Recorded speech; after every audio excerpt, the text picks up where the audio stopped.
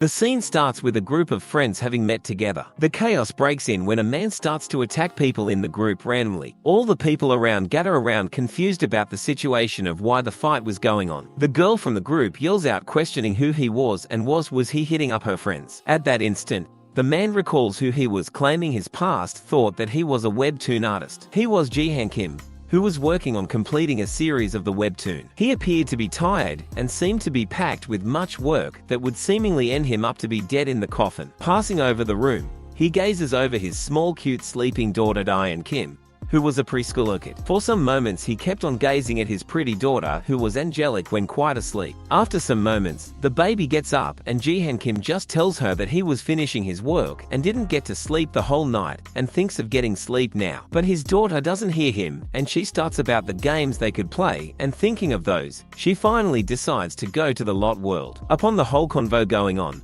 a lady enters the room yawning, and this is Jihan's wife Senayu, whom he calls his savior, as she conveys to Dyan, their daughter, that her dad can't play right now as he is tired from working the whole night. Listening to this, Dyan angrily says that he shouldn't work.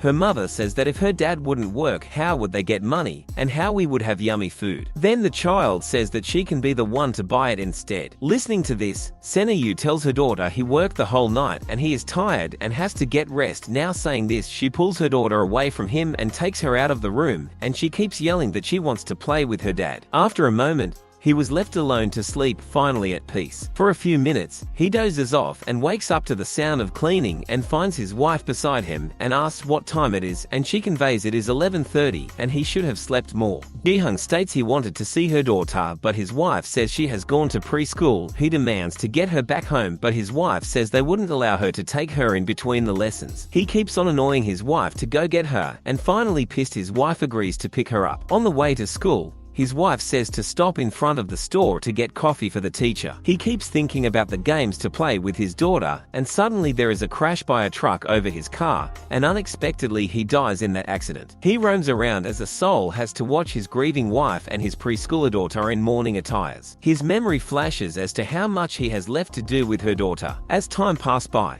Dyan, now a high schooler who had to face many things, rejects the confession of a guy from her class, and as his revenge, he humiliates Dyan for stealing the wallet of another student who was lost, and later brings out the fact that she lost her dad when small. Seeing all this his daughter had to face, Jihang was furious enough and was ready to teach a lesson to people who were treating her daughter this way. The scene continues with blaming Dyan for stealing the wallet of her classmate. Complaining to the teacher, the wallet is found to be stolen by Dyan, who was accused of stealing. Seeing this, the teacher tells Dyan to bring her parents tomorrow. The next day, in the staff room, the teacher meets Dyan along with her mother. Seeing her mother, her teacher was surprised at how young she was looking, and Shornyu claimed she gave birth to Dyan at a young age. The teacher reminds her of why she had to visit her, as she was accused of stealing her classmate's wallet, and the teacher taunts her about what her daughter has done. Listening to this, her mother interrupts, as she wouldn't believe her daughter did such a thing, and she didn't back off and question the teacher of how could she point out without any of the evidence against her. And saying this, she left the room, and Jihang was proud of the way his wife was, of how strong she was to protect their house.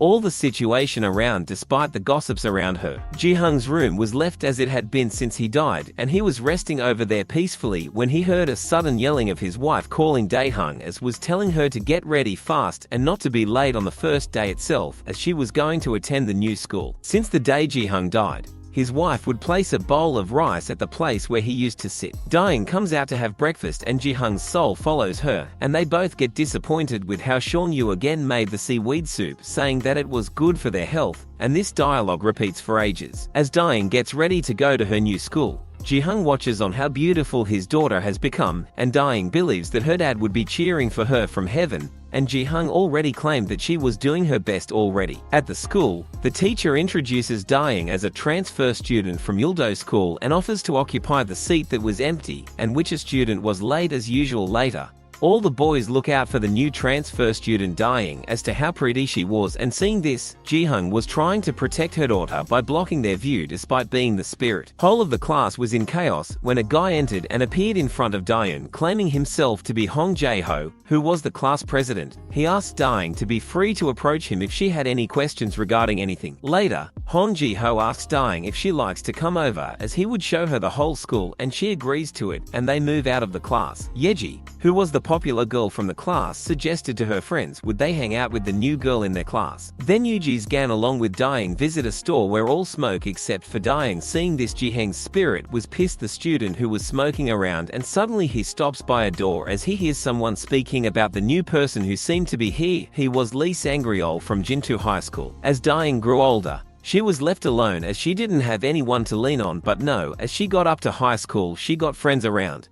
And seeing this, that she was hanging out with a bunch of kids, Ji-hung was happy as his daughter had someone to be around her. And all the kids walked up to the karaoke where all the other girls were about to smoke except for Dyan, and seeing this, Ji-hung gets pissed and looks for the owner, and later hears out a man speaking out about a new girl at the class and says to his bunch that she was here as he was informed by those group of girls who were with Dyan. Listening to this, Ji-hung was tensed as his daughter may get hurt her as those people were trying to trap and hurt her. He tried to warn and pull out her from there, but being a ghost he wasn't visible or audible to her. Feeling helpless, he runs out to reach any people around who could hear him and try to help him out to save his daughter from danger. He falls out to the ground feeling he would be able to help her. But then appears a boy in front of him who can see Ji-hung and asks if he is okay. Ji-hung stops him to ask for help, and in a moment he can feel the environment, the smell and sounds around, and learns he is in the boy's body, and without even thinking, he rushes out to save Dyan at the location. Over there, the guy was forcing Dyan to drink along with them, to which she replies that she was good and thinks of just leaving. The guy pulls her back, not letting her go, and the other guys even block her way to exit. And out of nowhere, there comes a loud thud of someone barging and hit the guy standing at the entrance, and the boy fights against all those guys around Dyan, where the girl yells who he was and why was he hitting her friends, to which it was Ji-hung who was in the boy's body, and without spilling the fact of him being her father, he yells out that he was her boyfriend, to which all were astonished on knowing this fact along with Dyan. Ji-hung possesses a body and fights against the people to protect Dyan, and helps her escape from the situation. They ran out of the karaoke and standing far away from it, tense if anything happened to Dyan, as it was her father's soul in the boy. She thanked him for saving her, and he mumbled that he was now a living person and reached out to leave her at home, and unknowingly typed the passcode to the house, confusing Dyan of how he would know that. He panics and then rushes out of the situation, warning Dyan to be careful from now on. The next morning, at the class, a student who was known to be the king of being late, Hojunyu Saiwoo-hu,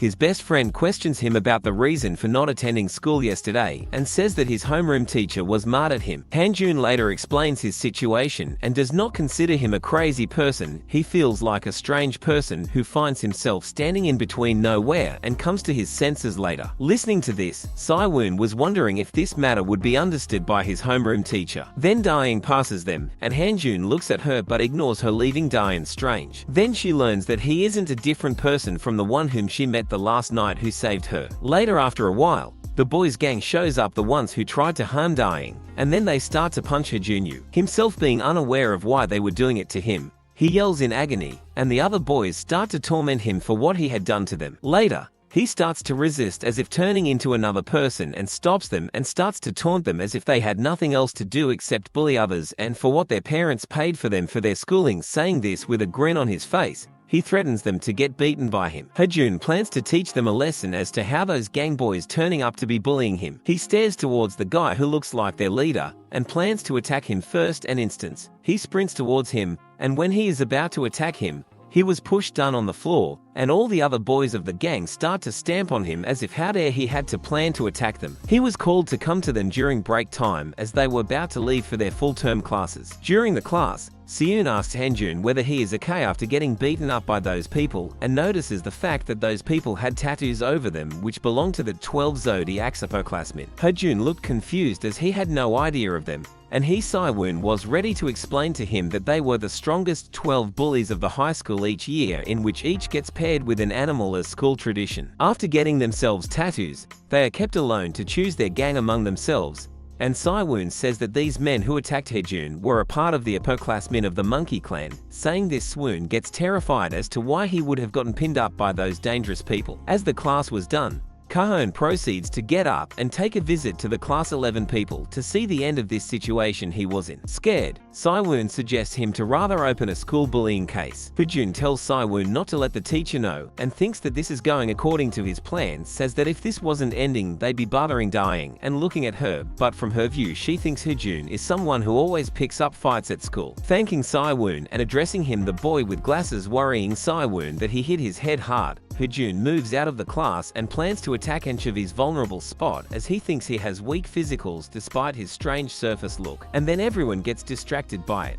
He would head to the leader and punch his face to teach him a lesson. Thinking this, he enters the classroom and acts according to what he planned, and then he finds all others staying seated and spectating people in the class. There comes a voice welcoming Hojun, and in a threatening voice says the second period would start now, and he is the leader of the monkey gang Janyu. He gets beaten up and returns to class thinking that he would put an end to it soon, and saying this he returns the next day getting ended up beaten, and by this he thinks she have to get a plan to be more specific. He ragingly moves out of the classroom, and the other girls taunt Dyan for the condition of how her boyfriend was struggling for her. Listening to this, she recalls the fact that he was the man who helped her get out of the karaoke room, and now he is struck in this situation, and she gets up angrily seeing the situation and plans to help him. Meanwhile, Hojun marches towards the classroom thinking his plan would be succeeding. The other boys along with Anchovy were standing in the class waiting for Hojun as he was called after the bell rang. They kept gossiping that he would appear, and the leader sarcastically responded that he wouldn't want to waste his prestigious study time for them. Their Anchovy proceeded to move out of the class to catch hold of him, but he was stopped by the lead chief. A few moments ago, when Dyan is raised from the class and decides to help Hojun,